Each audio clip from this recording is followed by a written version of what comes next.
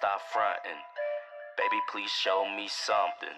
Popping bottles in this bitch, 100 models in this bitch. We gon' party like we won the fucking lotto in this bitch. Living reckless, yeah, we know your crew can't hang. We in the section, throwing up them hundreds like it's change. Popping bottles in this bitch, 100 models in this bitch. We gon' party like we won the fucking lotto in this bitch. Living reckless, yeah, we know your crew can't hang. We in the section, throwing up them hundreds like it's change. SIMBA, back at it, I'm down in the fifth. I bought the whole shit, making moves, I'm out of the trench. Got out of LA, West Coast where I represent. I never thought that it could happen like the way that it did. I got more problems, lot of money in the bank, we going full throttle. Gotta get it anyway, we just some showstoppers. We gon' pop them if they trippin', throwing money in the club, now what we sippin', yeah. Popping bottles in this bitch, 100 models in this bitch. We gon' party like we won the fucking lotto in this bitch. Living reckless, yeah, we know your crew can't hang. We in the section, throwing up them hundreds like it's change. Popping bottles in this bitch, 100 models in this bitch. We gon' party like we won the fucking lotto in this bitch. Living reckless, yeah, we know your crew can't hang. We in the section, throwing up them hundreds like it's change. I done been on them when I spit this shit gets hot like a sauna. I'm Jeffrey Dahmer, where I eat it, ain't got time for no drama. I'm packing llamas, hollow points to take them out, I can promise. I'm making commas, used to busting fucking tables, I'm honest. I'm used to trauma, coping with it, lighting up marijuana. Sip up my demons, rolling up on them inside of impalas. And when I'm fed up, know them demons gon' be good as a goner. Like dinosaurs in that comic, came down and took out the mama. It's fucking lava with me and Simba, Hakuna Matata. Like who'da thought I got inspired by J. Cole and Nirvana. I'm like Muhammad Ali, knocking haters out the pajamas. See, I'm a problem, the way I do it, I strike them like mama. See, I'm an old soul, complimented with the rhythm and the dope flow. I'm up like Drake and that album ain't no OVO. And fuck the opening slot, bitch, I'm the whole show. So let these hoes know it's rap. Popping bottles in this bitch, 100 models in this bitch. We gon' party like we won the fucking lotto in this bitch. Living reckless, yeah, we know your crew can't hang. We in the section, throwing up the... What up, what up, what up, everybody? Y'all can hear me? Hopefully YouTube doesn't do no fuckery tonight and lets me live stream, man, because the last couple times it hasn't been it, man. It hasn't been wanting me to live stream. But the song is called Club Hop by SimbaTv and my boy Reb. You know, so if you guys have not heard it or downloaded it or streamed it, go stream that. Club Hop, SimbaTv featuring Rev. And yes, man, I didn't cut my hair, y'all. It was time for a change. It's hot out here, so, you know, and I forgot how I look with short hair, so decided to cut it, man. But we got some videos, man. Like I said, hopefully YouTube lets me live stream tonight. We gonna just go ahead and just kind of play it by ear, see what you guys want me to react to. I don't really have too many videos like queued up. Like this is the only one that I have queued right now. So we gonna get into it, man, and we just gonna rock, you know. We gonna figure it out. Well, my bed's on the floor, so there's no monster under there unless it's the fucking floor. But shout out to everybody in the chat. Need to watch the NBA finals. Nah, man, I'm not into it. I think the Suns are gonna win, so don't really care. Yeah, not into it, man. Not into it right now. My team is out. I'm a Celtics fan, so you know I'm not really watching the finals anyway. But we gonna jump right up into it, man. Run it back.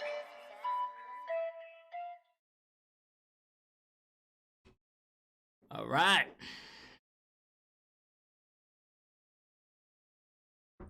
All right, this is 5 strangest signs of aliens and alien life. If you're like me, you believe in aliens, man. Or if you don't, you know, you should believe in aliens because they are real people. Or things, I should say, man. So let's jump right up into it, man. There is a question we have all asked. Are we alone in this universe? Well, despite our ever-increasing technology and knowledge, we do not have a definitive answer to that question. Now, there are 2 very strong and popular signs of believed alien life, and that is the Wow signal and the Black Knight, but I have already mentioned those in previous videos, so here are 5 of what people say prove or strongly suggest that we humans are not alone.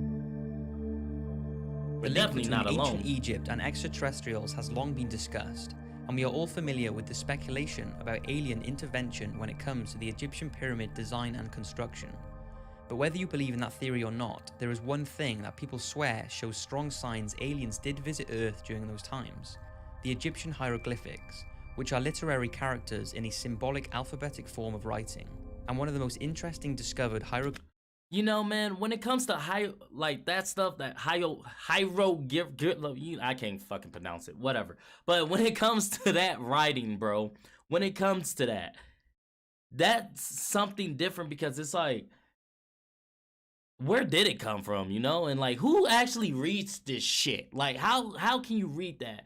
So I don't know, maybe aliens did, like, maybe this is how they talked or whatever the case was, but I don't know. I kind of believe in that one, because, I mean, looking at it, it looks like a bunch of just gibberish, just like little kids just doodled something, you know? Hieroglyphics that many say has links with extraterrestrials is the 2,000 to 3,000 year old so-called Abydos helicopter. It was found in an ancient temple that was built by Seti I and his son Ramses II in Abydos, Egypt. Now, looking at it, what's the first thing you can spot? Well, there's no denying that this looks like a helicopter, this looks like some sort of boat or yacht, this looks like a ship of some sort, and that looks like what many say is a futuristic ship or glider. So this was found on a stone slab that was supporting the ceiling. It was studied and concluded that it was nothing more than an accidental illusion caused by overlapping hieroglyphics, where plaster had been set onto the stone to replace the writing underneath, and that was it. It was sort of left and not talked about again, but there are a few researchers who say there is much more to this. They concluded that if the Egyptians wanted to overlap any existing writing, they would simply replace the limestone. It's believed the hieroglyphics would have been engraved on the ground and then elevated up into position, so if a change needed to be done, researchers say they could have just replaced the block and wouldn't have to replaster it. Then there are those who do not believe it has anything to do with ancient technology. They say if there were vehicles like the ones believed to be shown, then surely there would be a lot more evidence of them and not just on one single inscription. So what do you think of these mysterious hieroglyphics? Is it proof aliens came down during the ancient Egyptian years, or is it nothing more than a coincidence? Astronauts. It's always fascinating when an astronaut argues the existence of aliens, because if anyone has more of a chance of seeing an extraterrestrial, it's going to be astronauts who venture into space. That's a fact. If an astronaut came up to me and was like, no, like, these people are real, aliens are real, like, there's some kind of life form up there, then you gotta believe him, because, like, who gonna say he lying or she lying? They been up there. You feel me? Like, come on now. But I truly believe that we are not the only species. Like, we can't be, and we'll be foolish to think that with all the other planets out there, all the other fucking, you know, there's so much in space. There's so much in space, right? We would be foolish to think, and self-centered to think, that we're the only species that can breathe, eat, talk, walk. Like, we'll be foolish. And I'm not like a tinfoil dude, man, but I'm just being real. Like, I think that out there, that's a whole different world. Now, the rumor is that if an astronaut witnesses a UFO or an extraterrestrial being, they cannot report this to the press. But that hasn't stopped them, because over the years, many astronauts have told of encounters with aliens. In June 1965, when astronauts Ed White and James McDivitt were passing over Hawaii in a Gemini spacecraft, they say they witnessed a strange-looking metallic object with long arms sticking from it. McDivitt took pictures, but he said that it did not capture what he could see properly due to the glare and the grubby window. The rumor is that he also took a video, but this has never been released. McDivitt has said that some UFO promoters did exaggerate the story, but debunkers did also underestimate it. Another sighting by astronauts happened in December of the same year. Gemini astronauts James Lovell and Frank Borman saw an unidentified spacecraft some distance from their capsule. Oh, wow. The Gemini Control Center told him that he was seeing the final stage of their own booster rocket, but Frank confirmed that he could see the booster rocket and the unidentified object was something completely different, but what exactly it was is a mystery. Now, whether you believe Buzz Aldrin and Neil Armstrong's moon landing was a hoax or not, they both apparently reported that aliens have a base on the moon and were told to get off and stay off.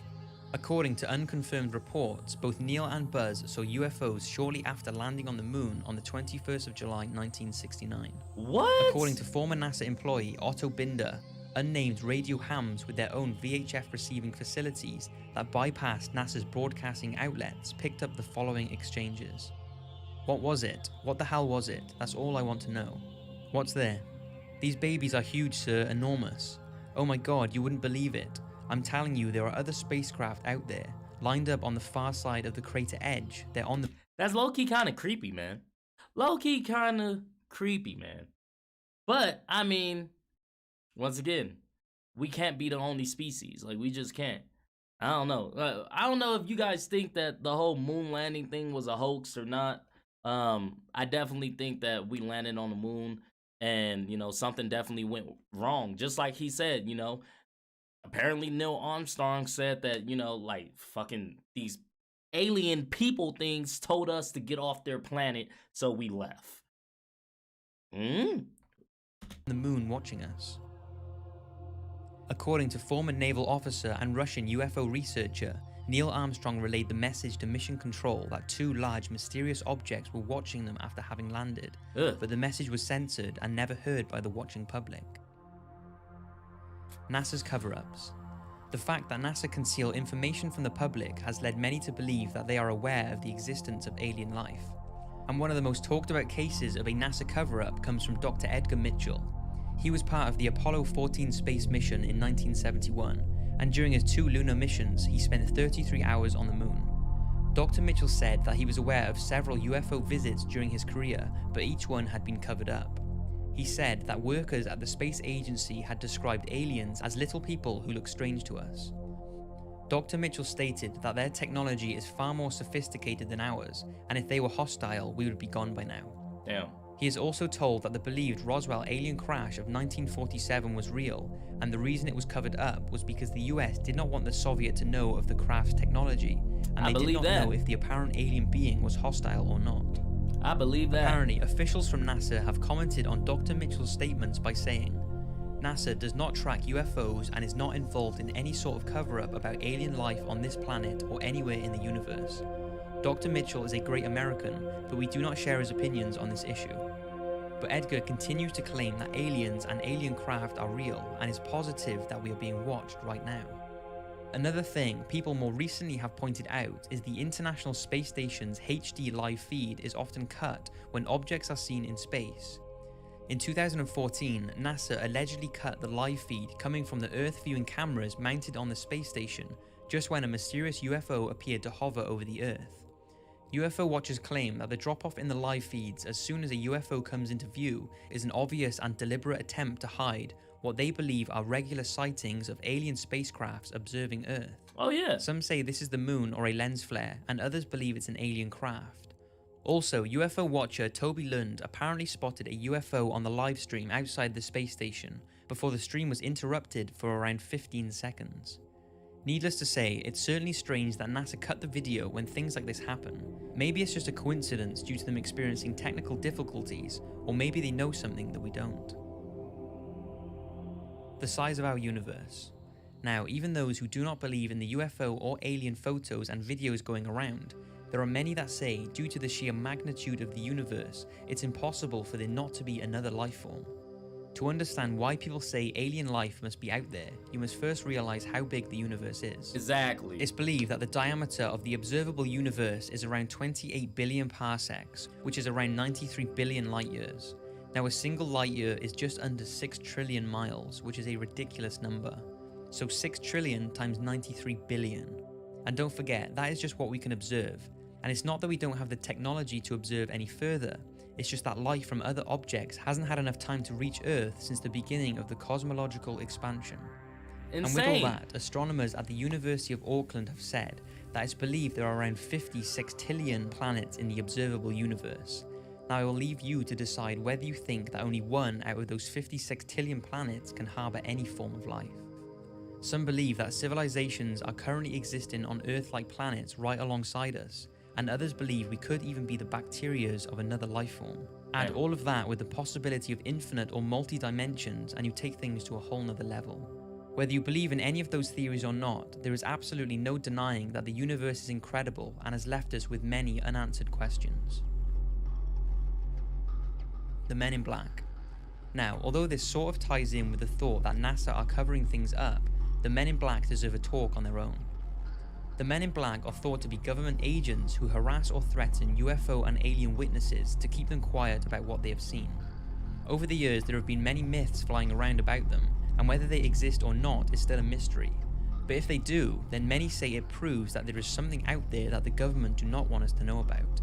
Now, whether their existence can be confirmed, there are tons of reports of people believing they have had encounters with them, like the one told by Dr. Herbert Hopkins, a respected family physician from Old Orchard Beach, Maine, who was studying a UFO case in September 1976, when the phone rang and a man identified himself as a representative of a New Jersey UFO organization. The man asked him if he could come to the doctor's house to talk to him about the UFO case. He said that he could come around, and after the call ended, Herbert got up from his chair to turn on the lights, and the man was already in his house walking up the stairs. Oh, hell no, that's creepy as hell. But I do believe that the government got people like that, because if you're gonna have Area 51, where it's this highly protected place, right? Obviously, you're gonna have like agents walking around to protect secrets and what, you know, the government believes to be right, you know.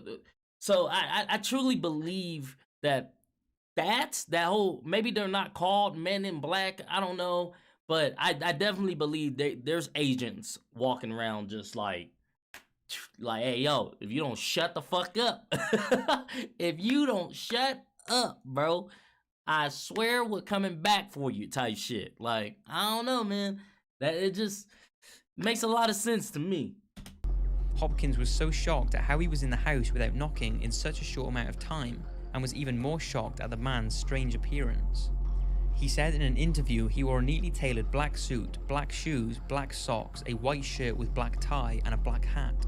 He also told reporters that the man was as bald as an egg and had no eyebrows or eyelashes. Okay, yeah, that's Herbert creepy said as he hell. could tell the man was wearing lipstick, as when he wiped his mouth with the back of his glove, his lips were smeared and there was red lipstick on his glove.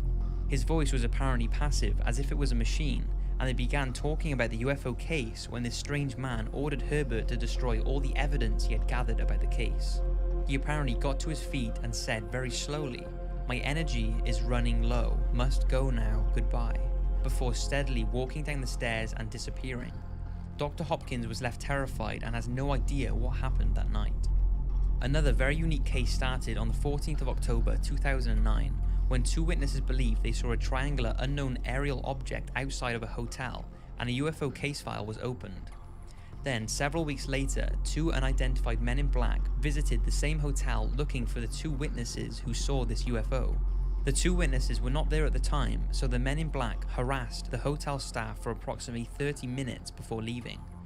Those who spoke to the men said they were completely bald with no eyebrows or eyelashes. Ugh, They that's apparently creepy. had relatively big, strange eyes and did not Why you got no eyebrows? Like what? Is that a thing? You gotta shave off your eyebrows and be bald? Like what the hell? blink once whilst talking.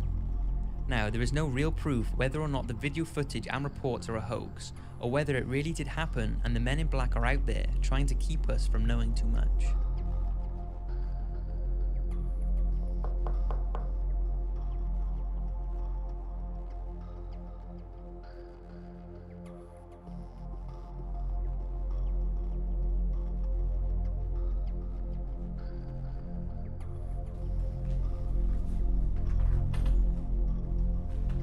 Do you mind if I come in for a quick chat?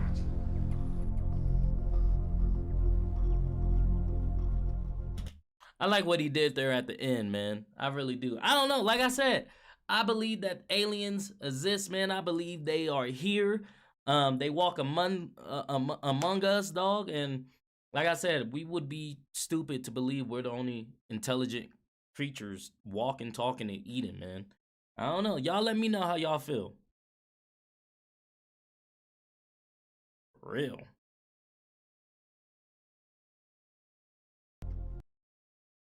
All right, what do you guys want to watch, man? Yo, that was very interesting. That was very, very interesting. Very, very interesting. He said I'm an alien. What do you guys want to watch, man? You guys want some Mr. Ballin'? Some funny texts? I got these, like, y'all been loving these funny text videos, man. These funny text videos are great. They're so fucking cool. Yeah, I'm not watching no incest anime. That's not, nah, we good. We good. We are good. Y'all want to watch some Mr. Ballin'? I think, shout out to Arctic Kicks. I think he's doing a live stream of Mr. Ballin' right now, actually. So shout out to Arctic Kicks, man. My guy, my brother.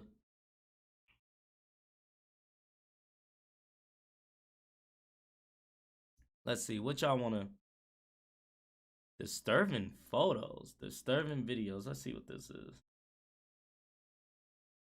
Today I'm going to share...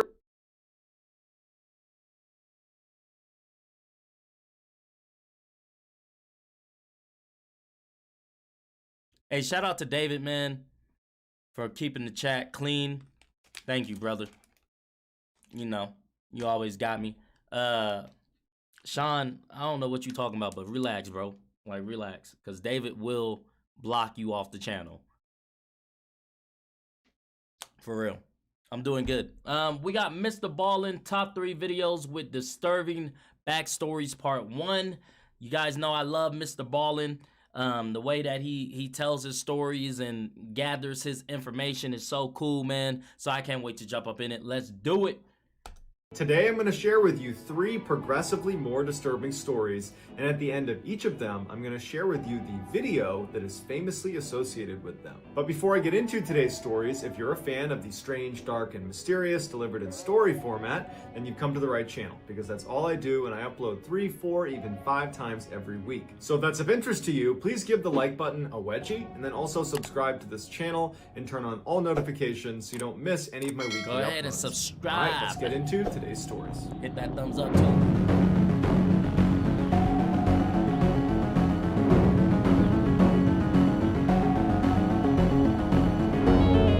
Creeper goes, oh hell no. In July of 2016, a woman living in Chicago, Illinois named Jordan Baranskis opened her eyes and realized she had fallen asleep on the couch the night before. She looked up and the TV was still on, and then she looked down at the other section of the couch and her boyfriend Matt was also asleep on the couch. As much as she wanted to keep sleeping alongside her boyfriend, she had work that day, so she stood up, turned the TV off, and made her way upstairs to get ready. As soon as she got upstairs, the first thing she did is go into her bedroom and get her purse that she left on the foot of her bed. But when she got in the room, her purse wasn't there. So she leaves her bedroom and she starts searching all the rooms upstairs, and she can't find her purse. And she's thinking to herself, I'm certain I had it the night before. I remember rifling through my purse before going downstairs and starting to fold laundry before ultimately falling asleep on the couch. So after spending about 15 minutes looking for the purse unsuccessfully, and now she's starting to stress because she's gonna be late for work because she can't find her purse, she goes downstairs and she wakes Matt up and says, hey, I gotta find my purse. I thought I left it upstairs. Apparently I didn't. Can you help me look for it? Matt rolls over. He doesn't really want to get up because he's pretty tired and he doesn't have work, so he doesn't want to wake up right now. And he says, well, are you sure you didn't leave it at the restaurant last night? I mean, if you already looked, it's probably not here. You want to just give him a call and see if you left it there? Jordan was immediately really annoyed by his reaction because she just wanted him to stand up and help her look for the purse because she had work and he could just go back to sleep. And so it started this argument between the two of them where Matt just wanted her to call the restaurant because he was convinced she had it there.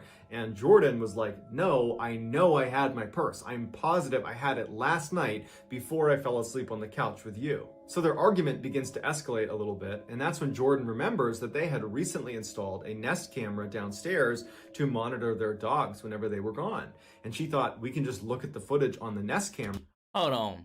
If they look at this camera and see a goddamn floating purse, I'ma lose my shit. And if they got that video of a goddamn floating purse, I'm going to lose my mind here, okay? So prepare for that if that's the case.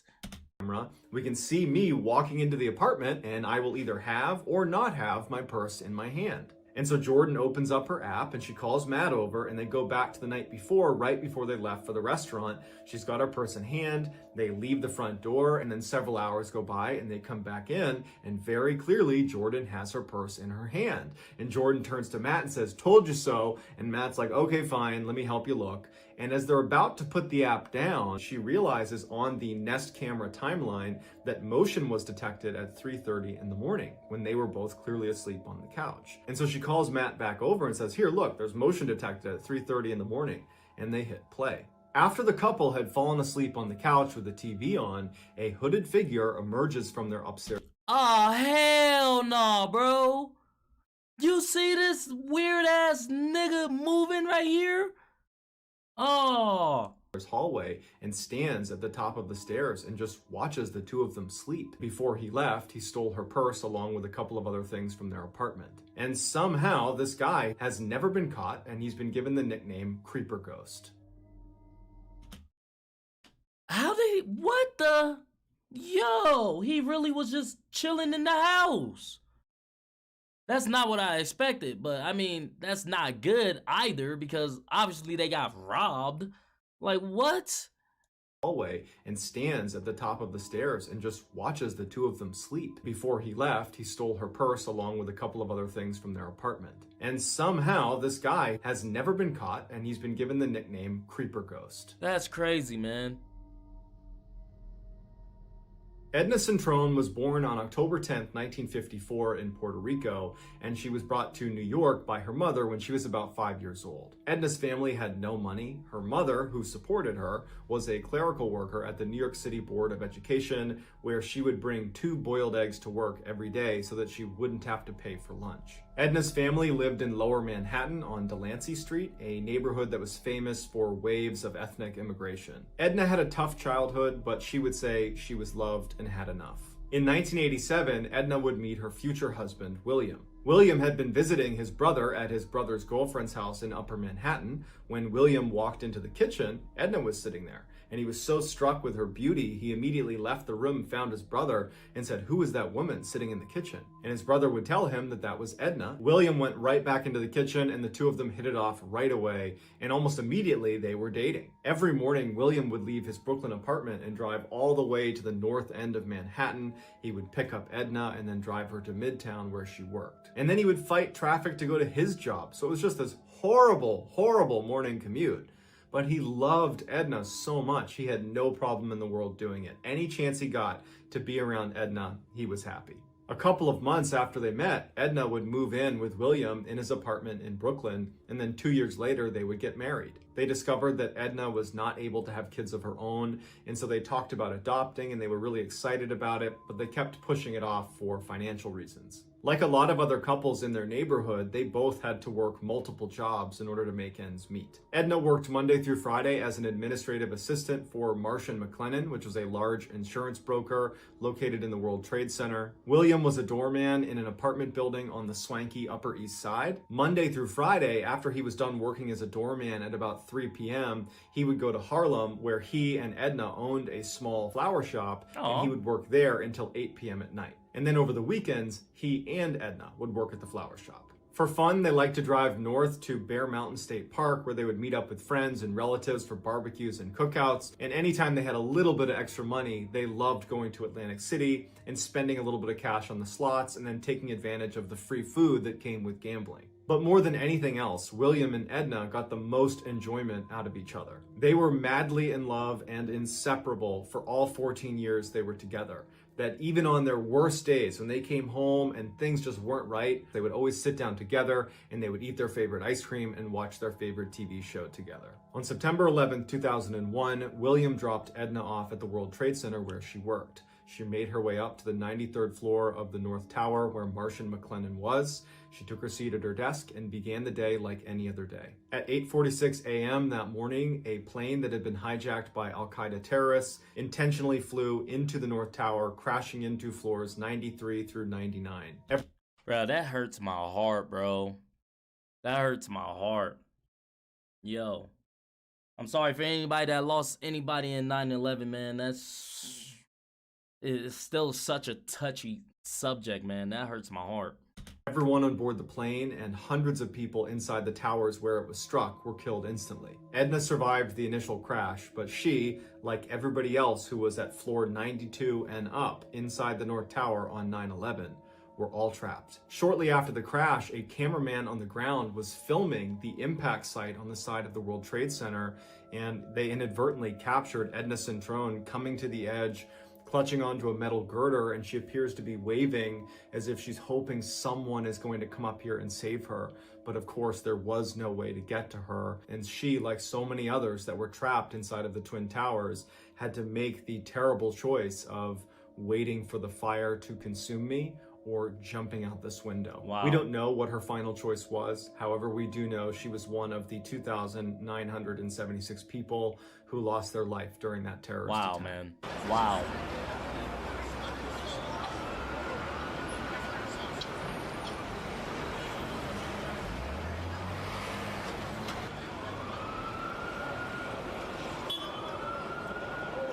Wow.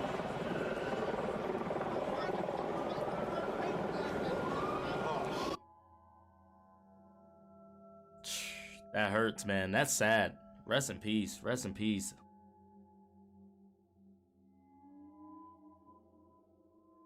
On September 22nd, 2006, 16-year-old Cassie Jo Stoddart was house-sitting for her aunt and uncle. Cassie was very responsible, and so her aunt and uncle didn't just trust her to house-sit, they also regularly asked her to babysit their son. During this particular house-sitting weekend, Casey had invited her boyfriend, Matt Beckham, over to the residence to watch a movie with her. She had also invited two other friends named Brian Draper and Tori Adamczyk, who were classmates of her and Matt's. And so while the four teens are watching this movie, Brian and Tori kind of awkwardly stand up and announce to the other two that they don't want to watch a movie on the TV, they want to go watch a movie in the movie theater, and they promptly leave. Cassie and Matt thought it was a little bit odd that they would come over here specifically to watch a movie with them, only to say, we don't want to watch a movie with you guys, we want to watch it in the theater, but they didn't think much of it and they stayed to finish the movie. Unbeknownst to Cassie and Matt, when Brian and Tori left, they actually looped around to the back of the residence and unlocked the basement door so they could quietly re-enter later. Because these boys had been planning to do something absolutely horrible to Cassie, and they planned on doing it that night. Brian and Tori idolized serial killers. When Brian and Tori happened to watch the movie Scream together, which is a popular horror movie where this masked villain sneaks into teenagers' homes and terrorizes them, they decided that that would be the way they gained infamy. They would reenact the murder scenes from the movie Scream, but in real life. Shortly after this revelation, they begin filming themselves as they come up with their big plan of how they're going to break into someone's home and what they're going to do to them. And at some point on camera, they would say that they've identified their first victim, and it's going to be Cassie Jo Stoddart. They just needed to wait for a time when she was going to be alone. And when they found... Now that's sick, bro. That is sick. People are fucking sick. First of all, why do you idolize serial killers? Like, what, like, you know, like, obviously you're sick in the head. Second of all, you gonna film yourself doing all this shit? You know, like, planning it out and everything? Like, wow.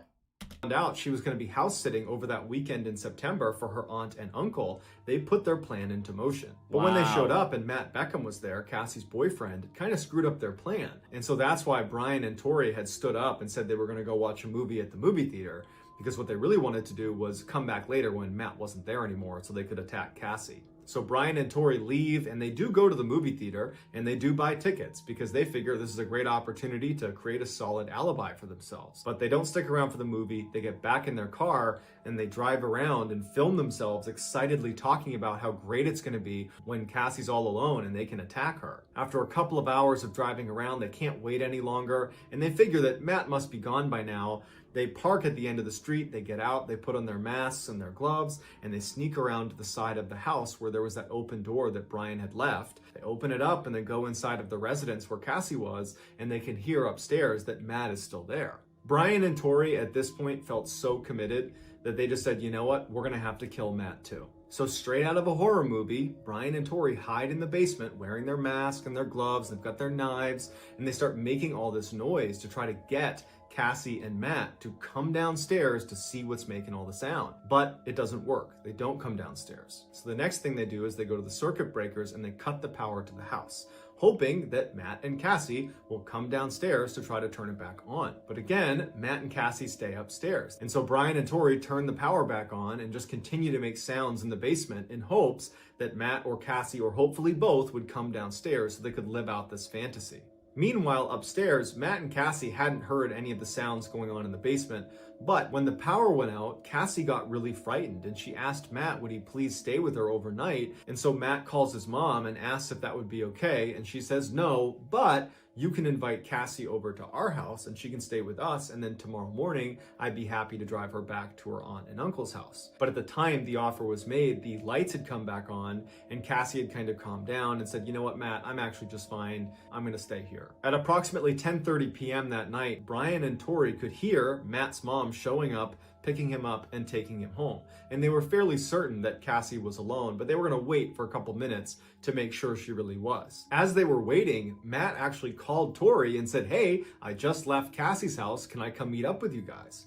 And Matt would later tell police that he couldn't really understand what Tori was saying. It was like he was whispering. And so Matt assumed that he must still be in the movie theater watching the movie. And Matt kind of gave up on the idea of meeting up with them and ultimately just hung up. And so after Tori got off the phone with Matt, he turned to Brian and said, she's alone. Matt just said so. Brian and Tori turned the power off once again and then walked up the stairs and slammed a closet door in hopes that it would entice her to come into the basement. But it didn't work because Cassie was horrified. She heard the slamming door, the lights are out and she's all alone, and so she's huddled up on the couch, terrified. So Brian and Tori, frustrated they can't live out their fantasy exactly the way they wanted to by attacking her in the basement, so they go upstairs, walk into the living room where Cassie is huddled on the couch, fearing for her life, and they proceed to stab their friend to death. After the murder, Brian and Tori ran from the house, got in their car, and the first thing they did is they fired up their video camera and they filmed their excited reaction to ending Cassie's life. Brian and Tori believed they had a solid alibi because they had those movie tickets, but after Cassie's body was discovered just a couple of days later, the police immediately went to Matt Beckham, her boyfriend, and started questioning him, and he immediately said, well, Brian and Tori were the only other two people that were with us that night. The police go to Brian and Tori, and under intense questioning, Brian and Tori would confess to what they had done. They were convicted and given life sentences without the opportunity for parole. Here is some of the video footage that was found on their camera. We found our victim, and sad as it may be, she's our friend. But you know what? We all have to make sacrifices. Our first victim is going to be Cassie's daughter. She's going to be alone in a big, dark house out in the middle of nowhere. How perfect can you get? We know there's lots of doors. There's lots of places to hide. I locked the back doors. It's all locked. Now we just gotta wait. I just killed Cassie. We just left her house. I saw her lifeless body just disappear. Dude, I just killed Cassie. So that's gonna do it, guys. What type of serial killer vlogging shit, man? It goes back to not trusting people. This is why I don't trust people, dog. So I don't tell people what I'm doing, where I live, who I'm with, if I'm alone, nothing like that, bro. Because you never know, man. Your own homies is gonna try to take you out, and that's wild. That's just sick, bro. Rest in peace to that young girl, because that shouldn't have happened, man. That's messed up, bro. That is messed up. It's fucked up, man.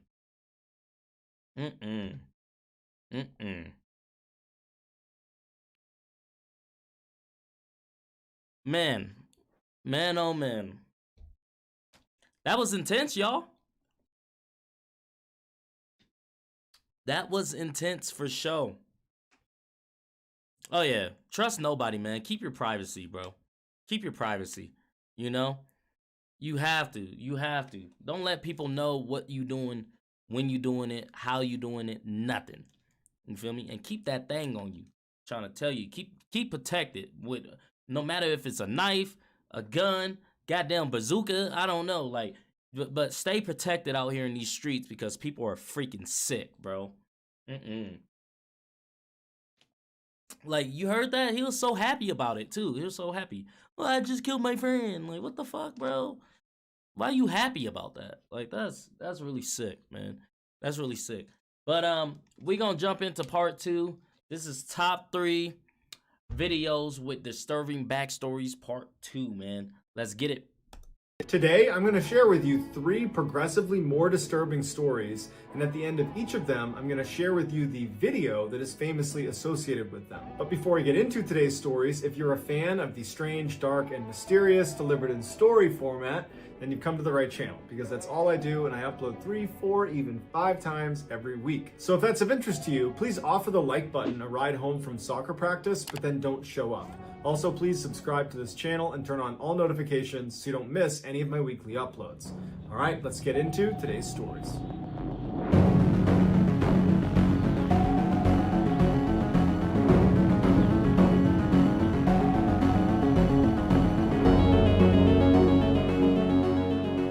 On April 9th, 2015, residents of the tiny farming community Fairdale, Illinois, woke up to heavy rains outside and an ominous forecast. Severe thunderstorms were going to persist all day, and then at night there was a chance of a tornado. Ooh. Meteorologists were telling residents of Fairdale that if you can, you should evacuate because it's not worth sticking around for. But if you're going to ride out the storm, make sure you've taken the necessary precautions and make sure you have a plan for how to get to a shelter if the storm gets really bad.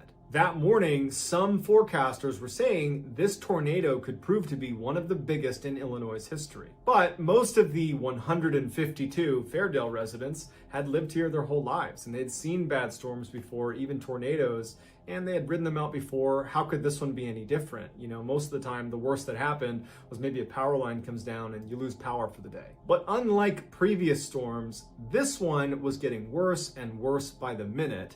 And by 6 p.m. that night, forecasters were no longer theorizing that this could be a huge tornado. They were outright pleading with Fairdale residents to evacuate while you still can. But despite these warnings, the vast majority of Fairdale residents stayed put. They were committed to riding the storm out. By 7 p.m., meteorologists were saying this tornado is imminent and it looks as big or bigger than the last major tornado that came through Illinois that killed 8 people and leveled an entire town. Dang. This tornado tonight is going to kill people. Just 15 minutes. Yeah, see, I don't do tornadoes, hurricanes, none of that, man. Off of the first news news show I seen, the newscast that I seen, bruh, I would have been out. I would have been, oh yeah, I would have been gone. You wouldn't have seen me ever again. That's crazy. But I also understand that's they like home and stuff. You know, you don't really want to leave your home and stuff like that. But I don't know, man. Off a tornado like that, they talking about it's gonna be a big one like that, killing people and shit. Shh, I'm out. Minutes later, at 7:15, the tornado finally touched down right outside of Fairdale. It was this massive, almost mile-wide tornado with over 200-mile-an-hour winds, and unlike other tornadoes of that size that typically move at about 30 miles an hour, this one was traveling on land at about 15 miles an hour, meaning it would be sitting over the areas. It was devastating for longer amounts of time, making it even worse than some of the worst predictions that meteorologists had for this tornado. 15 minutes later, at 7:30 p.m., 84-year-old Fairdale resident Clem Schultz and his wife Jerry Schultz, they were at home because they had decided to ride out the storm. As Clem is sitting in the living room watching the Weather Channel, kind of waiting for the last possible second to go into their basement, he hears his wife yell out from the kitchen to come in here and look at this. So Clem goes into the kitchen and she's pointing out the back window, and he looks out and he sees this massive tornado coming right at them. It's less than a mile away, and it is way bigger than he thought it was going to be. But from their perspective, because the tornado was spinning counterclockwise, it kind of looked like it was spinning away from town into this empty field. And Clem says to his wife, Jerry, you know what? It looks like it's going to miss us, but we're probably going to lose power. So I'm going to go up into the attic and get some lanterns ready. So Jerry stays in the kitchen. Clem goes up into the attic, and as he's fishing to get out the lanterns, he hears what sounds like a freight train barreling through town. And he had this little window at the edge of his attic. So he goes over and he looks out, and the tornado had not veered off into the open field. It had continued straight towards his house, and it was ripping off roofs right in front of him. And he figured, I don't have enough time to go down into the basement. I have no time to do anything. So he takes out his phone and he begins recording. What? Oh! Bro, yo. Yo, I ain't never seen like a real tornado video other than like movies and shit like that. That's some scary shit. Oh, yo, I would have shit myself. I almost shit myself just now. Yo, look how fast it was moving, bro. Right in front of him. And he figured, I don't have enough time to go down into the basement. I have no time to do anything. So he takes out his phone and he begins recording. Bro, look at how scary this thing look.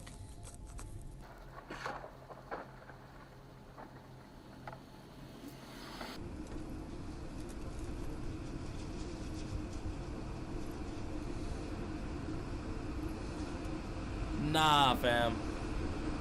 Nah, fam. That's not for me. That's some scary stuff right there. That's some scary stuff right there, Chief. Oh, wow.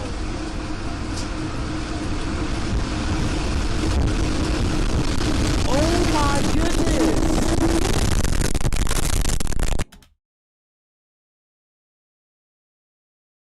You're literally looking in the face of death. Like, that's what that is. Just pure death. Like, just dark misery. Like, that's crazy, man.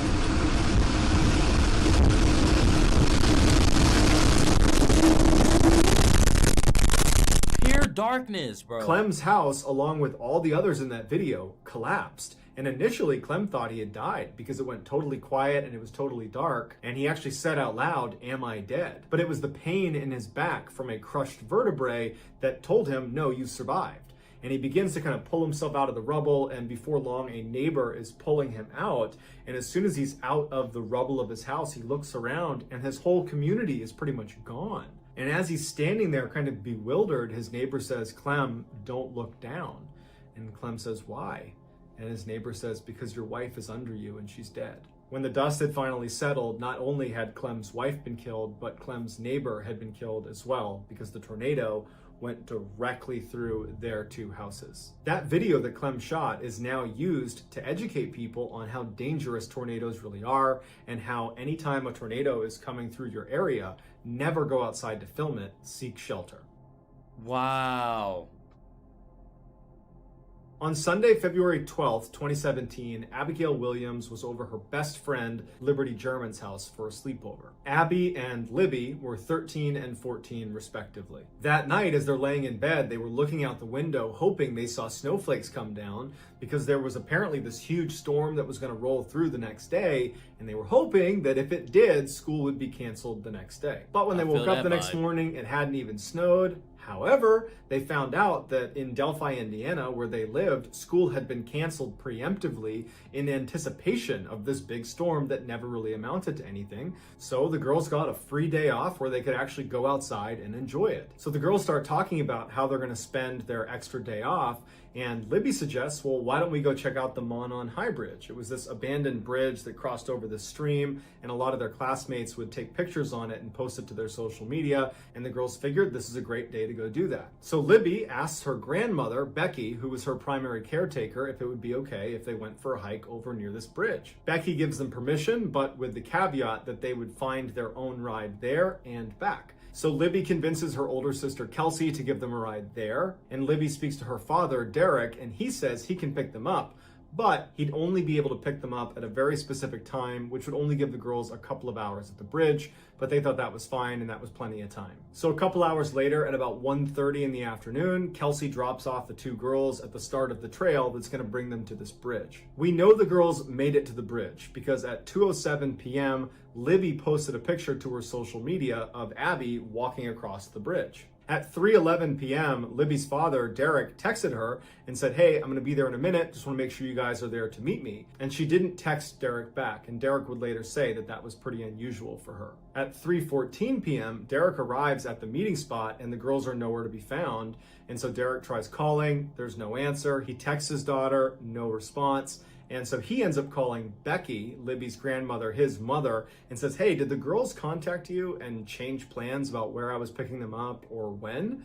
And Becky said, no, I haven't heard from them. They said they'd be there at 3. They should be there now. I haven't heard from them. And Derek says he can't get in touch with them. So for the next 10 minutes, Becky and her husband, Mike, Libby's grandfather, just try calling over and over and over again to the girls, but nothing's going through. They can't get them to respond to text messages.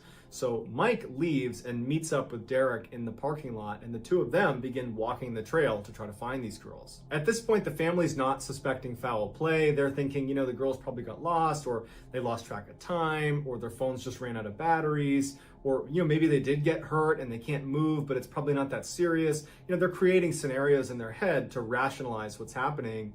But by the time the sun went down at about 5 p.m. and there was still no sign of these girls, they ended up calling the police and officially reporting the girls missing. By 6 p.m. that night, there is this massive search combing the trail looking for these girls, but all night they're looking everywhere with hundreds of searchers and there's no sign of them. The following day, on Tuesday, February 14th, one of the searchers was about a half mile away from the bridge where the girls have been taking those pictures, and they discovered the girls' bodies right next to a creek. The police didn't release their cause of death. However, they said, without a doubt, this is a homicide, because apparently the scene was incredibly disturbing and had at least 2 or 3 signatures. Signatures are things done to the victims that are above and beyond what is required to end their life. Things like writing on the victims or their body position, or much, much worse. And usually you only see signatures when you're dealing with a serial killer. 3 days after the bodies were discovered, police were able to extract some video from Libby's phone. It turns out when Libby was taking those pictures of Abby on the bridge and had just posted it to social media, apparently this guy had come on the bridge and Libby must have sensed danger and she began filming him. Now, there is apparently a video that starts from the bridge and lasts all the way through the girls' final moments. Wow. But the police would release a very small snippet of this recording because it showed who they believe is the killer walking towards them with his hands in his pockets, looking down, and he says to them, guys, down the hill. Guys, down the hill. Guys, down the hill. Despite thousands of tips pouring in as soon as this video was made public, they still don't know who this guy is, no arrests have been made, and the case remains unsolved. Wow. Wow. Before The Bachelorette pitted 30 men against each other to win one woman's heart, Americans watched another show about random strangers competing for a mate. It was called The Dating Game. Starting in 1965, this reality show featured a woman asking 3 men questions without seeing their faces, and based on their answers, at the end of the show, she would choose one to go on a date with. On the surface, the September 13th, 1978 showing of The Dating Game looks like every other episode with lots of unsubtle innuendo, but this episode would go down in history as a one-of-a-kind, and not in a good way. At the end of this particular show, it was time for the Bachelorette, Cheryl Bradshaw, to make her decision, and she would choose Bachelor number 1, who would turn out to be this tall, good-looking, long-haired guy whose name was Rodney. Rodney comes around the partition and they see each other for the first time and everybody laughs and they hug, and the show looks like every other show, and on stage, Rodney looks like every other contestant that's ever been on the show. But after the show ended and Cheryl and Rodney went backstage and actually began having a real conversation that was not being filmed, Cheryl would say that Rodney completely changed. He became incredibly creepy and was saying things like, I always get the girl. And then at some point he says, hey, you should come out with me tonight. It'll be a date you'll never forget. And she turns to him and just says, no thanks. This would turn out to be a really wise decision because Rodney was a horrible, horrible person. Had the show done a background check on Rodney, they would have discovered that he assaulted an 8-year-old and went to jail for 3 years for it and was currently on parole. But even They didn't background check they people? What? Yeah, so they just letting people just come in willy-nilly? This man assaulted an 8-year-old? Oh, creep ass. What the hell? Come on, man. Television, I hope y'all doing better now. I hope so, because you was down bad. Even if they had done a background check on Rodney, the check would not have discovered what he did at night. Rodney was shamelessly cocky and self-confident, and unlike a lot of men, he had no issue walking right up to any woman anywhere and flirting with her. And he used that to his advantage. He would go up to women in bars and he would convince them that he was a fashion photographer and that they were so beautiful, would you come back to my apartment and do a photo shoot with me? And just like Cheryl on the dating show, these women were immediately kind of charmed by him and would say yes. Once they got back to his apartment, he would shut and lock the door and then become that creepy guy that Cheryl saw backstage. But unlike Cheryl, who at the time she saw this just said, I'm not interested, and was able to leave, these women were trapped. And then whether they wanted to or not, they would do a photo shoot with him and then he would strangle them to death. Because Rodney Alcala was not your typical dating game contestant. He was a serial killer who, by the time he stepped foot on that show and was chosen by Cheryl Bradford to win the game, he had already killed 4 people. And over a 2-year period, he killed as many as 130 people, which, if you're doing the math, is over those 2 years, he was killing at least 1 person a week. Alcala was finally apprehended and he was sentenced to death. Here are some highlights from Rodney Alcala's episode of The Dating Game. And we're going to start by having them say hello to you and see how they sound. Number 1, would you say hello to Cheryl, please? We're going to have a great time together, Cheryl. Okay. And here we go. You did it with a 1 answer. So that's going to do it, guys. I hope you enjoyed. Oh, that is wild, bro. My man was killing 1 person per week? That's crazy, bro. Now that's crazy. I ain't never heard something like that ever. Y'all be careful out here, man. Like watching Mr. Ballin really shows me that you just gotta really be careful out here because people just don't care, man. People are not nice. People are sick. Like, that's, man. He looked creepy. He looked creepy as hell. Creepy as, like, I don't know, but maybe that's because that was way back when, you know, but I don't know. He looked very creepy. Even the way he was talking was creepy. I don't know, but that's just me, man. I don't know. Today's story.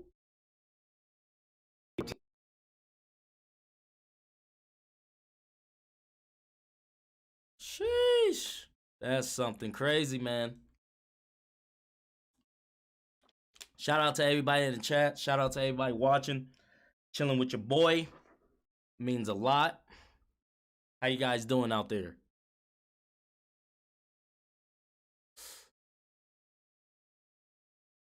Hey, come to think about it, 2 and 3 might have been creepy too, you know, for sure. But these giving me like the goosebumps, man. Like, it's so weird, so very weird, man.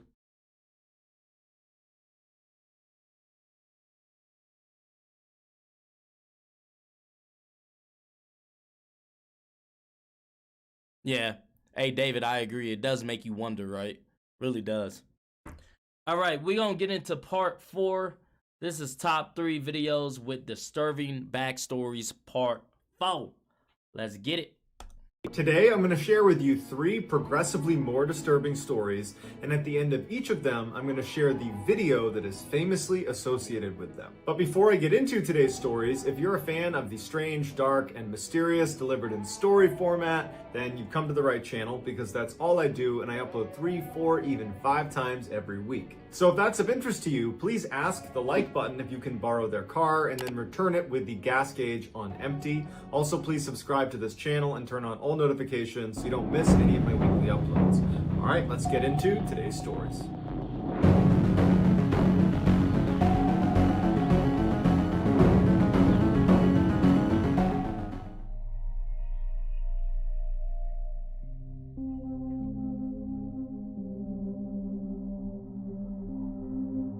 Anna Malaya was born November 4th, 1983, to very poor and alcoholic parents in the Ukraine. In the winter of 1986, when Oksana was only 3 years old, in a drunken stupor, her parents forgot about her outside in the cold of winter. And because she was locked out, instinctively she crawled towards the nearest source of warmth, which was the family's kennel, where a whole bunch of dogs were sleeping. And incredibly, once she crawled inside of this kennel, not only did the dogs allow her to sleep there that night, but they kind of embraced her as one of their own. The next day, Oksana did not go back in the house, and her parents seemingly did not notice her absence. And over the next 5 You got some shitty parents, and first of all, they locked you out when you that young. Second of all, they don't even care to bother to think where you're at. Those people should not be parents.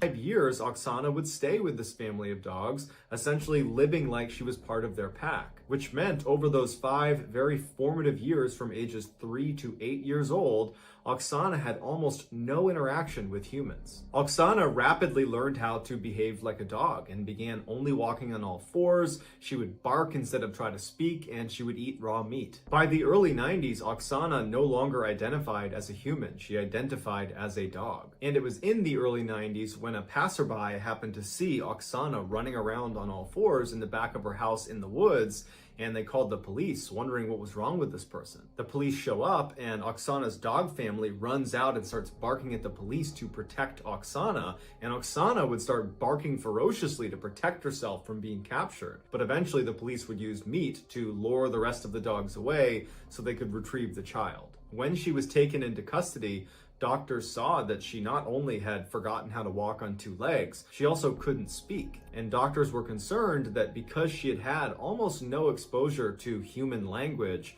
for all those formative early years, that she might not actually have the capacity to speak anymore. Wow. Oksana was taken to an orphanage where she would eventually learn how to walk on 2 legs, and amazingly, she would learn how to speak. But despite these incredible gains she made towards re-entering society, her experience living with the dogs had really left a mark on her. Although she could speak, she could only speak in monotone with no rhythm and no intonation, and it was actually difficult to follow what she was saying because of that. A psychologist did an assessment of Oksana and determined that her mental capacity was only that of a 6-year-old, despite being a young adult at the time of this assessment. By the time she was 22 years old and had more or less re-entered society, she finally was able to have a boyfriend, and he didn't know much about her past. But when she decided to show him how easy it was for her to run around and bark like a dog, it apparently scared him, and he broke up with her and did not see her. I mean, shit, that would scare anybody, I believe. Shit, that shit would scare me. Especially if you don't know about a person's past and you just randomly start running around like a dog and barking like a dog. Like, that shit gonna scare, that's gonna scare you. Like, flee, get away. Again. Today, Oksana lives on a farm taking care of animals, and she was recently interviewed on a Ukrainian talk show where she says she no longer wants to live like or act like a dog, she just wants to be a person. Here is some footage of Oksana Malaya acting like a dog.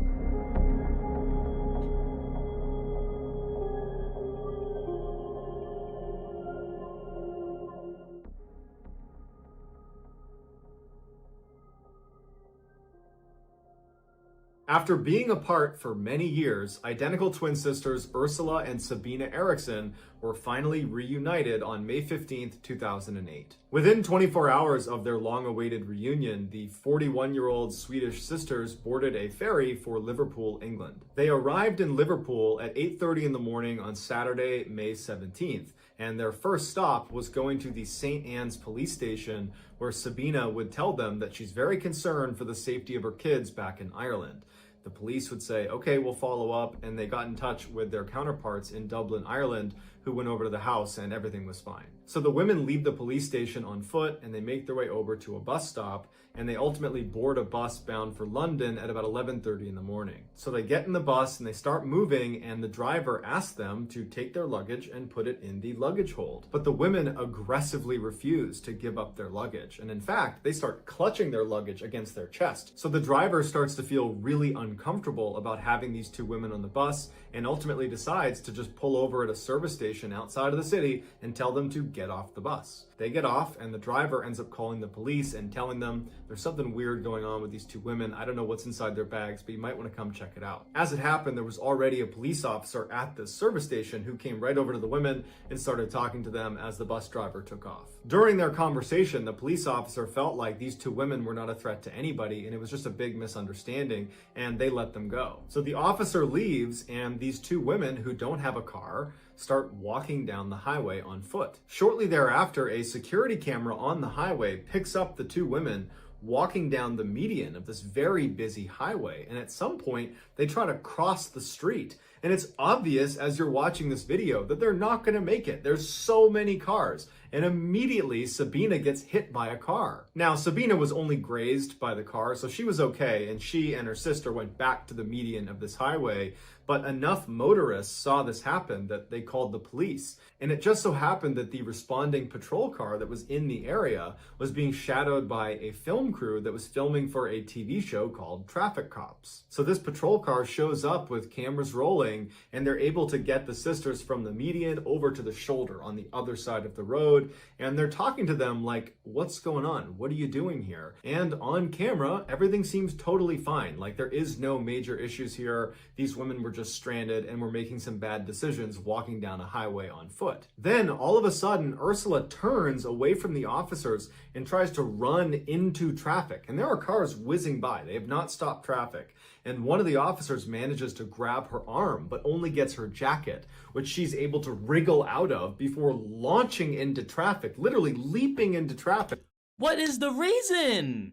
Like, are you suicidal? Like, let us know. Like, talk to me. What is the reason? Why are you doing that?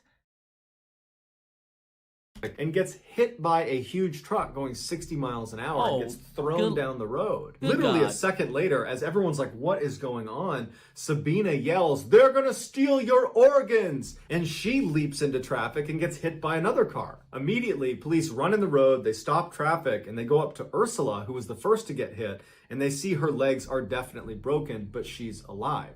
As for Sabina, she was totally unconscious, and they didn't know if she was going to make it. When the paramedics finally show up, Ursula, who has the broken legs, fights to sit up, and they're trying to tell her, like, lay down, you're hurt, you have shattered legs, you're lucky to be alive, lay down. She's not listening. In fact, she's violently trying to sit up, and she starts spitting at the paramedics and the police and screaming obscenities at them like they're trying to hurt her. And they're like, we're the police, we're the paramedics, we're trying to help you. At the same time, Sabina regains consciousness, and even though paramedics and police are trying to keep her laying on the ground, she begins fighting her way up and is pushing the police off of her and finally stands up and literally... Wait, so y'all telling me that these cops looked at this woman, and was like, oh, nah, they good. Shit. She looked like she's straight out of the exorcism. She looked like she fresh out of the devil within. She looked like she'd been possessed for 82 years, okay? She out here fighting for her life, okay? And the devil is whooping that ass, okay? And you mean to tell me that this is the person that they were like, oh, nah, she's solid, she good, she normal. Yeah, that woman ain't normal. Look at her, bro. She out here tripping. Squares off with one of the police officers and decks her in the face before running down the road. Police would have to run down the road after her and literally surround her as she's got her fists up like she's gonna fight anybody that touches her, and they would have to tackle her to the ground and put her in handcuffs. She was about to Mike just Tyson to keep her from hurting herself. Both sisters would be transported to the hospital, and when they got there, they both apparently were acting normal again. Ursula, because of her broken legs, would be admitted to the hospital, and apparently she would stay normal and would eventually make a recovery and would be released. There were no charges pressed against her. As for Sabina, the doctors checked her out, and she didn't appear to have any injuries. So they released her, and she was brought to the police station to be charged for punching the police officer in the face. That day, Sabina would plead guilty to her charges and would be sentenced to 1 day in custody that she served that night. The next day, she was released. So Sabina leaves the police station on foot, and later that night, she's walking down the road when she sees two men walking towards her who were named Glenn and Peter. She stops them and she says, hey, I'm looking for a bed and breakfast. Are there any good ones nearby? And Glenn would say, you know, it's funny, I own a bed and breakfast. You can stay at mine. Initially, Sabina seemed hesitant, like perhaps this was a trap, but ultimately she agrees, and the three of them go back to Glenn's B&B. Once they got there, Sabina apparently was constantly looking out all of the windows, acting very paranoid. And then at one point, she offers the men a cigarette, and the men accept, and she hands them their cigarette, and she's about to light their cigarettes when she suddenly snatches them out of their mouths and says, oh, these might be poisoned, and she throws them in the trash. Just before midnight, Peter leaves, and Glenn and Sabina go to sleep in their respective rooms. The next day, Glenn gets up to make tea and food for Sabina, who's downstairs in the kitchen, But Glenn realizes he's out of tea bags. So he goes outside and he hollers to his neighbor Frank and says, "Hey, can I borrow some tea bags?" Frank gives him the tea bags. Glenn goes back inside. About a minute later, Frank recalls seeing Glenn stagger out of the B&B, clutching his stomach, screaming, "She stabbed me." And apparently his last words were, "Frank, take care of my dog," before he ultimately died. Frank immediately calls the police, and Sabina immediately leaves the B&B and takes off running. She gets to a highway and she's running along the side of this highway, and a motorist named Josh sees Sabina running, and she's clutching a hammer that she's repeatedly hitting herself in the head with as What? Just what? You stabbed someone, killed them. Now you hitting yourself with a hammer? You can't tell me this woman ain't possessed. That's some possession shit, okay? I ain't never heard a story like that in my life. You can't tell me she ain't being like taken over by something, bro. She in a cult, she's sacrificing herself or something. There's something going on. as she's running. Josh drives well past her and gets out to try to intercept her, but as she's running past him, she pulls a roof tile out of her pocket and throws it and hits Josh in the head. She runs past Josh, who's now clutching his head and can't stop her. She gets to this bridge that overlooks another road and she leaps off. It's 40 feet to the ground, and when she hits the ground, she breaks both ankles and fractures her skull, but she lives and narrowly escapes being hit by another car. Eventually, police and paramedics are called, who transfer Sabina to a hospital where she once again is acting totally normal. Nothing like the crazy person that killed Glenn or was throwing roof tiles just hours earlier. Sabina would ultimately be arrested for murdering Glenn, and she would plead guilty to manslaughter, but she gave absolutely no explanation of why any of this happened. It was like she didn't understand and was a different person now. The defense claimed that although Sabina certainly killed Glenn, she should have diminished responsibility because she was suffering from a condition known as folie à deux. It's a French term that means madness of two, and basically it only presents itself in identical twins where one twin has a psychotic break and they transmit their insanity to the other twin. And amazingly, the prosecution accepted this claim, and they only gave Sabina 5 years for her crimes. Sabina would serve her 5-year sentence and was released in 2011, and to this day is a free woman. Here are some highlights from that film crew that captured Ursula and Sabina acting totally crazy on the side of the highway.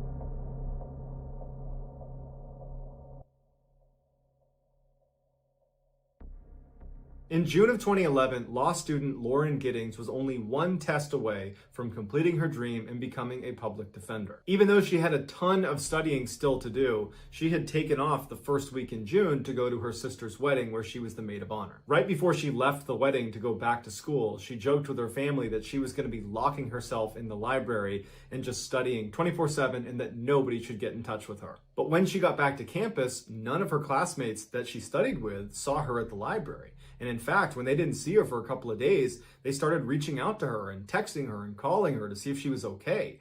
But she never picked up, she never wrote back, and so no one knew what was going on with her. One of Lauren's classmates would reach out to Lauren's sister and would ask her, "Hey, have you talked to your sister at all? Because we haven't seen her." And Lauren's sister would write back and say, "Oh no, everything is just fine. Lauren told us before she left the wedding that she was going to be locking herself away and just studying 24/7, so I'm sure everything is just fine." But this classmate wasn't convinced because this felt very uncharacteristic of Lauren to not study at the library and then not to pick up any phone calls or text messages. So she would call the police and say, "Hey, can you please go check on Lauren's apartment because I think something's wrong." So a police officer goes over to Lauren's apartment and knocks on the door. Lauren doesn't answer. They try the door, it's locked. The officer goes outside and looks around the outside of her apartment. There's no broken windows. There's no obvious signs of a break-in. And so the officer leaves and says, I can't do anything else unless you guys file a missing person report. So a couple of days go by and there's still no word from Lauren. And at this point, Lauren's family is now concerned and they do file a missing persons report. So the police go back to Lauren's apartment. They try knocking. She doesn't come to the door. The door is still locked. So they get the owner of the apartment building to open up her door. And when they go inside, Lauren's not in there. And at first, it doesn't seem like anything is wrong until they notice her cell phone, her keys, her purse, and her laptop are all still in there. This made the police think there could be something sinister happening here. And so they went to Lauren's friends and family and they asked, does she have any enemies? Does she have any reason to be fearful for her life? Initially, they said, no one would want to harm Lauren. Everybody loves Lauren. But Lauren's sister would say to the police that there was actually one comment Lauren made a year ago that now seemed a little bit more relevant. Lauren had just got back from a vacation and she noticed there were things in her apartment that seemed like they had been moved, like someone else had been here, but no one was supposed to be in her apartment. And so she told her sister, and the two of them talked about it a little bit, but it was quickly forgotten about because there wasn't a reasonable explanation, and Lauren was so busy with school, she didn't pursue it. After police have done a thorough investigation of the inside of Lauren's apartment, they move outside of her apartment and begin scanning the exterior of the building, and they make a huge discovery. An officer who was looking in the dumpster noticed this big black trash bag that looked out of place. And when he tried to move it, it was very heavy. And when they opened it, they found a human torso, and it was Lauren's. Right before this discovery was made, a news crew had shown up outside the apartment building and was trying to interview people that lived in the apartment complex because they had been tipped off that somebody who was living here had been missing for over a week and now police were getting involved. They saw what looked like a resident of the building looking visibly shaken up, watching the police doing their investigation, and they went over to interview him. It would turn out his name was Stephen McDaniel and he was Lauren's neighbor and he was a classmate of hers in law school. The interviewer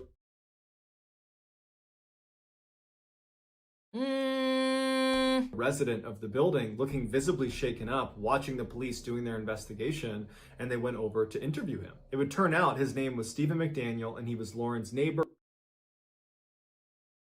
Yeah, he definitely did that. I don't know if that's where he's getting at right now, but I'm telling you right now, that man right there did that shit. Look at his goddamn bags under his eye. Man, that boy is a serial killer. That boy out here just chopping up people for show. There's no ifs, ands, or buts like that, man. He look like who did it and why. He out here tripping, man. And he was a classmate of hers in law school. The interviewer asked Stephen, what was your last interaction with Lauren? And Stephen became really focused on how he had not seen her in the last week. And in fact, speaking on behalf of my other classmates, no one's seen her. She must have just vanished. As they're doing this interview, right on the other side of a bush, this police officer discovers Lauren's torso, and the news kind of gets out to the interviewer, they've found a body. And the interviewer says out loud to Stephen, it looks like they found a body. And Stephen just completely changes, and he goes, a body? And then he goes completely silent to the point where the interviewer says, are you okay? And he just stands there looking completely distant before walking away from the interviewer, sitting down with his back turned and hyperventilates before the interview ends. Once this case went from missing person to homicide, the police started searching all the rooms on Lauren's floor. And Stephen's room is right next to Lauren's, so he was the first room they searched. Apparently, as they began searching his room, he was standing just outside the door and sweating profusely and drank over 10 bottles of water. Damn. In his apartment, they found a key to Lauren's apartment. And what he would do is whenever she was gone, he would sneak into her room and download her hard drive, as well as steal little souvenirs like small articles of clothing and other things that he would hoard in his apartment. When they went on Stephen's computer and checked his browser history, basically the only things he did on the internet were look at Lauren's Facebook and LinkedIn profiles. But the creepiest thing they found was this camera that was literally duct taped to this long pole. And on the camera were all these surveillance videos of Lauren, because what he would do is he would go outside and he would hoist up this camera and he would film her through her windows in the middle of the night. Stephen was quickly charged with Lauren's murder, to which he pled guilty, and he would openly confess to the details of how she died in court. Most times, he used this surveillance footage to confirm she was not in her apartment so he could sneak in and steal from her. But on the day she was murdered, he would use that camera technique to confirm she was home. And shortly after confirming she was in fact home and asleep, he put on a mask and used his key to get into her apartment and walked right into her room, which woke her up. According to Steven, she apparently sat up and said, "You need to leave." At this point, he jumps on the bed, and in their struggle, his mask would come off, and Lauren would recognize it's clearly Steven, and she would plead with him by name to stop. But he didn't stop, and he would strangle her to death. Afterwards, he dragged her into the bathroom and began cutting her up into fairly small pieces. Some of those pieces got flushed down the toilet. The others were put in bags, and only one of those bags was ever discovered, and that was the one of her torso. Steven was ultimately given a life sentence. Here is a highlight of Steven's interview when it's revealed that they've discovered Lauren's body. No one has seen her since Saturday. I haven't seen anything. I've always heard noise outside, but it's just people walking by pretty much. We just don't know. So that's gonna do it, guys. Once again, you can't trust nobody, man. No neighbors, no nothing, man. People are fucking sick, ill, sick in the brain, y'all. Wow, now that one really was disturbing. That one really was like, ooh, wow, man. That's wild. Man. I don't know, maybe, man. Yeah, I don't know, man. People are just sick, you know? Like, he seemed like the type to just stalk people and kill people anyway. But, I don't know, people are just sick, man. But, hey, shout out to everybody in the chat. Shout out to everybody that's watching me, man. I think I'm gonna go ahead and end this one here. It's been a great live stream. You guys are awesome. Thank you for just hanging out with me and watching these creepy-ass, disturbing, mystery, goosebumps giving videos, man, with me. It's been really great. I love doing these live streams. I'm gonna try to live stream tomorrow as well, before I go to Vegas, because I go to Vegas Friday. Tom McDonald's video will be up Friday as well for his new song as well. So, but I love you guys, man, and I'll see you guys next time. Peace. Run it back.